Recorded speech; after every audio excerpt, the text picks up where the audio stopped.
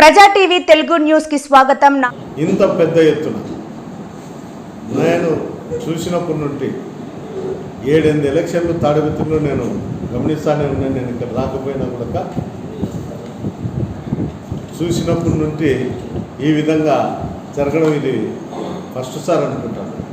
అంతేకాదు రామకృష్ణ అని అర్సనీలు వేస్తే చంద్రబాబుకు తొత్తుగా చంద్రబాబు కులస్తుడై ఇక్కడ వచ్చి తెలుగుదేశానికి సపోర్ట్ చేసి అక్కడ ఉన్నటువంటి నాయకులకు సపోర్ట్ చేసుకుంటూ ఆర్ఓ చెప్పినా కూడా జేసీ ప్రభాకర్ రెడ్డికి ఎలాంటి అనుమతులు లేవు అని చెప్పినా కూడా ఊరు మీద వేసి తిప్పడం జరిగింది.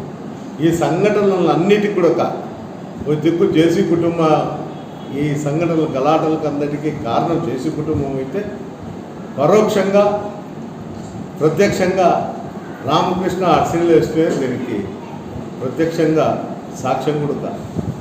ఏంటికి చెప్తున్నా అంటే నాకు ఎలక్షన్ ఏజెంట్ నా పెద్ద కుమారుడు హర్షవర్ధన్ రెడ్డి అతని వెహికల్ చెక్ చేసి నువ్వు ఒకటివే వెహికల్లో ఉండాలా, డ్రైవర్ నువ్వు తప్ప ఇంకో వ్యక్తి ఉంటే బాగుండదని. అంటే ఎక్కడో ఒకసారి నన్ను కానీ నా కుటుంబ సభ్యులు కానీ అంతమోదించే దానికోసం అటాక్ చేసి ఏదో ఒకటి చేసి ఈ అర్సనీలు వేసుకు కూడా తన మార్పు చంద్రబాబు దగ్గర చూపించుకోవాలనే దానికోసం ఈ విధమైన చర్యలు కూడా పాల్గొన్నాను. నేను ఎట్టి పరిస్థితుల్లో అర్సనీలు ఎస్పీ అనే వ్యక్తిని మా గవర్నమెంట్ వచ్చినాక కానీ లేకపోయినా కూడా నేను కోర్టుకు కానీ ఎలక్షన్ కమిషన్ కానీ పిటిషన్ పెట్టి అతని బట్టలు ఉడివికేంతవరకు నేను వదిలిపెట్టే ప్రసక్తే లేదు. అతను అనుకుంటాడు నేను పోలీస్ అధికారిని, నేను ఏం చేసినా తెలుస్తుంది. ఇట్లా అధికారులను ఇంతమందిని చూసినాను నేను నిక్కర్లు వేసుకునేప్పటి నుండి చూసి సాలైంది. ఎన్నో కేసులలో ముద్దాయిలు, అక్రమ కేసులలో ముద్దాయినాయి. ఆ కేసులన్నీ కొట్టేయించుకొని అన్ని విధాలుగా కూడా నేను అధికారులతో ఎట్లుండాలా, ఎవరితో ఏముండాలనే ఆలోచన ధోరణితో ఉండేటువంటి వాడిని. అలాంటిది ఒక అర్సనీలు ఎస్పీ మీద నేను నిందలు నేను చెప్తాడా అంటే ఒకసారి ప్రజలు కూడా పై అధికారులు కూడా గమనించారు. ఇలాంటి అధికారులను ఎక్కడ డ్యూటీలో వేసినా కూడా ఇదే విధంగానే ఉంటుంది.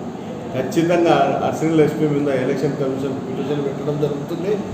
ఎలక్షన్ కమిషన్ పెట్టడంతో కాకుండా రామకృష్ణ అనే అర్సనీలు ఎస్పీ ఎక్కడ ఉన్నా కూడా అక్కడికి పోయి ఏ పార్టీ మా పార్టీ అధికారంలోకి వచ్చిన తర్వాత తక్షణమే అతని మీద చర్యలు తీసుకోవడం ఖచ్చితంగా జరుగుతుంది.